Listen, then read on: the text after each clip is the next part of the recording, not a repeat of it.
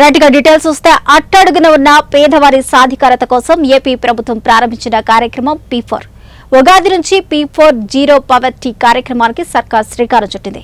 2024 నాటికి ప్రజలను ఆదాయంలో వరల్డ్ నెంబర్ 1గా నిలపాలనే ఉద్దేశంతో P4ను తీసుకొచ్చారు సీఎం. ఎన్టీఆర్ జిల్లా ఉప్పల్ల గ్రామంలో ప్రజావేదిక సభలో సీఎం చంద్రబాబు పాల్గొని ప్రసంగిస్తూ P4 విధానాన్ని మరోసారి ప్రస్తావించారు.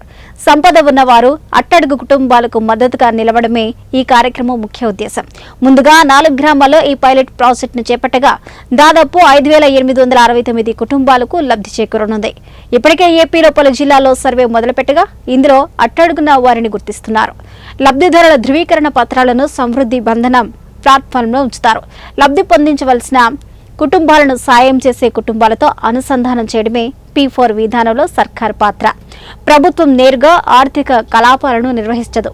ఈ విధానంలో అట్టడుగునున్న 20% మందికి మేలు జరిగే అవకాశం ఉంటుందనేది ప్రభుత్వ ఆలోచన.